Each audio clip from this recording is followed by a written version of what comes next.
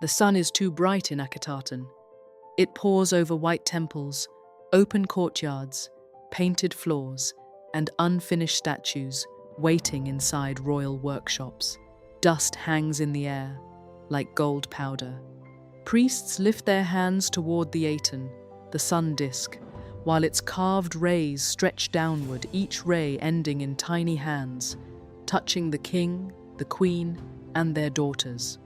And there, beneath that burning light, stands Nefertiti, tall blue crown, straight neck, calm face, a queen made to look eternal. But something is wrong. The palace is quieter than it used to be. Some royal daughters no longer appear where they once did. The court whispers behind walls. The old gods, pushed aside by Akhenaten's revolution, have not been forgotten. Their priests are waiting. Their temples may be silent, but their anger is alive. And soon, Nefertiti, the most visible woman in Egypt, will simply disappear. Before Amarna, Egypt was ancient even to itself. Its gods had names older than dynasties. Amun, Osiris, Isis, Hathor, they lived in stone temples, in festivals, in royal blood, in the rhythm of the Nile. Then came Amenhotep IV, young, intense, restless. He did not simply want to rule Egypt, he wanted to remake it. Beside him was Nefertiti, his great royal wife. Her origins remain shadowed, which makes her rise even more striking. She appears suddenly at the center of power, not as a background figure, not as decoration, but as a partner in a dangerous transformation. Amenhotep IV changed his name to Akhenaten, servant of the Aten. He turned away from the old gods and lifted the sun disk above them all. Then he did something even more radical. He left the old sacred cities behind and built a new capital in the desert. Akhetaten, the horizon of the Aten. Imagine it rising from empty land palaces, temples without roofs, streets filled with workers, sculptors, officials, soldiers, and priests loyal to a new vision. The city was not just a capital, it was propaganda made of stone. And at the center of that propaganda was a royal family unlike anything Egypt had seen before. Akhenaten and Nefertiti appear together under the rays of the Aten. They ride in chariots. They worship side by side. They sit with their daughters in scenes that feel strangely intimate, little princesses on laps, small hands reaching toward parents, family life turned into sacred theater. But look closer. Nefertiti is not shown only as a wife. She wears crowns of authority. She performs rituals.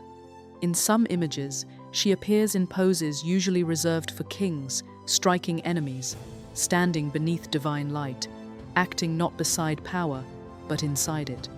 This is what makes her story so magnetic. Was she the beautiful queen history remembers? Or was beauty the mask that made her power acceptable? For a time, the illusion holds. Year 12 of Akhenaten's reign feels like the peak. Foreign tribute arrives.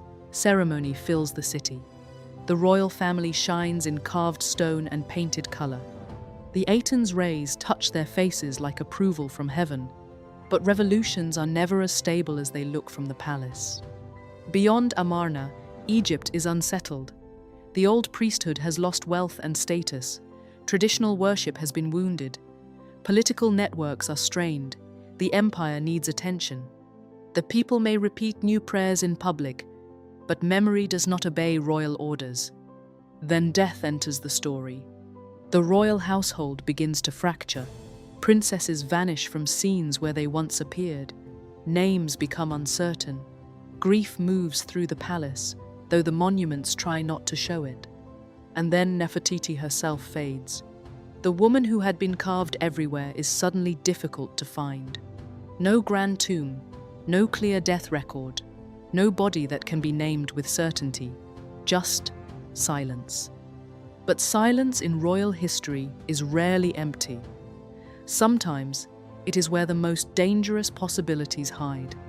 One dramatic possibility is that Nefertiti did not vanish because she died. She may have transformed. Some believe she reappeared under another royal name, Nefertiti, perhaps as co-regent, perhaps even as a ruler trying to hold Egypt together after Akhenaten's world began collapsing. Picture the scene. Akhenaten weakens. The city he built is trembling. The old gods are waiting outside the gates of memory. A boy prince is not yet ready to rule. And Nefertiti, already trained in ritual, already visible as sacred authority, steps closer to the throne. Not as wife, as ruler. We cannot say this with certainty. That is the ache of her story. But dramatically, it makes sense. A woman powerful enough to be shown like a king may also have been powerful enough to become one. Then comes the turn. Akhenaten dies. The Aten revolution begins to collapse. The old world returns, slowly at first, then with force. Tutankhaten becomes Tutankhamun. The name itself is a confession. Aten gives way to Amun. The boy king is pulled back into the arms of tradition. Amarna, once the shining horizon of a new god, is abandoned. The white temples fall silent. Workshops empty. Painted floors gather dust. Statues remain unfinished. Faces half-born from stone. Cartouches are damaged. Names are cut away. The royal dream is treated like a mistake Egypt wants to forget. And Nefertiti? She becomes both everywhere and nowhere. Her face survives, but her ending does not. Thousands of years later, in a sculptor's workshop at Amarna, a painted limestone bust is found. The face is serene, almost impossible in its balance. The blue crown rises like a symbol of controlled power. One eye is unfinished or missing, giving her a strange, unreachable quality, as if she is looking at us from history, but refusing to give everything away. That bus travels to Berlin. Behind glass, Nefertiti becomes modern again. Tourists stare at her. Scholars argue over her. Egypt asks for her return. The world knows the face, but the woman behind it remains guarded. And maybe that is why Nefertiti still holds us. Not because she was beautiful.